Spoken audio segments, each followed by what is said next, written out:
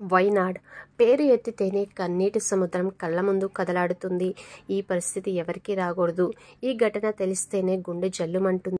అయితే అక్కడికి వెళ్లే సహాయకులకు ప్రకృతి విలయ విధ్వంస దృశ్యాలను చూసి తట్టుకునే గుండె ధైర్యంతో పాటు మెరుపు వేగంతో కదిలే శక్తి ఉండాలి. ఇటీవల కొండ చర్యలు విరిగిపడిన ప్రాంతానికి కీలకమైన ఈ వంతెనను ఇండియన్ ఆర్మీకి చెందిన మద్రాస్ ఇంజనీరింగ్ గ్రూపు 31 గంటల్లో ఆకట్టుకునేలా నిర్మించి మహారాష్ట్రలోని అహ్మద్ నగర్లోని గాడిల్గావ్ విలేజ్కు చెందిన మేజర్ షేల్కే ఈ సాధనలో కీలక పాత్ర పోషించారు.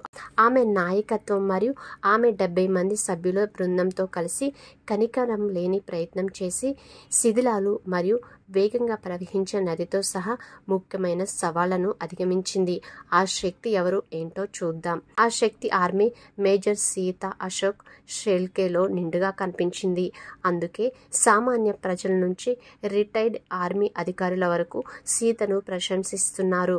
రాముడి సీతను కిడ్నాప్ చేసిన రావణుడు ఎత్తుకెళ్లి శ్రీలంకలో నిర్బంధించాడు అనేది రామాయణం కదా.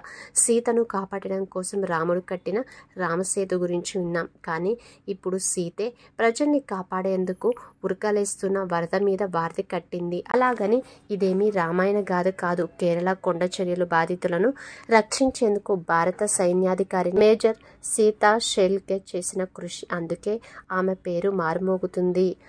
ఆమె నోటే అందరి పేరు వినిపిస్తుంది. ఒకవైపు నేల కూలిన చెట్లు, మరోవైపు ప్రవహిస్తున్న నది, పైనుంచి వర్షం, పరిమిత స్థలం, ఒక్క అనుకూలత కూడా లేని అత్యంత ప్రతికూల పరిస్థితి. ఇలాంటి పరిస్థితుల్లో కూడా నిట్టూర్చకుండా బ్రిడ్జ్ వేగంగా నిర్మాణం పూర్తయ్యేలా చేసిన ఆర్మీ బృందానికి సీత నాయకత్వం వహించింది. ఈ పనిలో కీలకంగా వ్యవహరిస్తున్న మద్రాస్ ఇంజనీరింగ్ గ్రూప్కి నాయకత్వం వహించిన ఏకైక మహిళ అధికారినిగా జనమంతా ఆమెకు జేజేలు పలుకుతున్నారు. పశ్చిమ కనుమల్లో పుట్టిన ప్రళయానికి కేరళలోని వైనాడ్ అల్లకల్లోలమైంది. పెద్ద ఎత్తున పేరుకున్న బురద, పొంగి పొర్లుతున్న వాగులు, కొట్టుకుపోయిన వంతెలను రెస్క్యూ టీములు బాధితుల్ని చేరుకునే వీలు లేకుండా చేస్తున్నాయి. అప్పుడే సీత షేల్కే శివంగిలా దూసుకొచ్చారు. పరిస్థితులను అంచనా వేశారు. తాత్కాలిక వంతెనలను ఏర్పాటు చేయాలని నిర్ణయించుకున్నారు.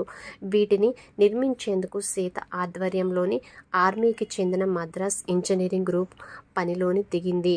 చిమ్మ చీకటి, జోరువాన మధ్యనే వంతెన నిర్మాణం చేపట్టి నిర్విరామంగా పనిచేశారు.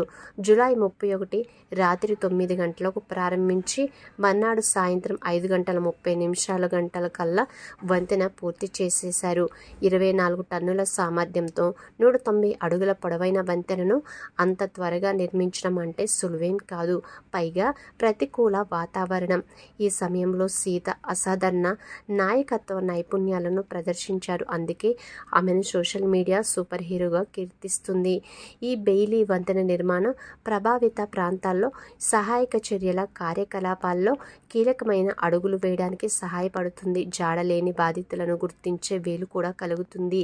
క్లిష్టమైన పరిస్థితుల్లో తనదైన సమయస్ఫూర్తి చూపించిన మేజర్ సీత మాత్రం నన్ను మహిళగా చూడొద్దు, నేనొక సైనికురాల్ని, భారత సైన్యం ప్రతినిధిగా నా నిధులు నిర్వర్తిస్తున్నానని చెప్పడం ఆమె వ్యక్తిత్వానికి నిదర్శనం.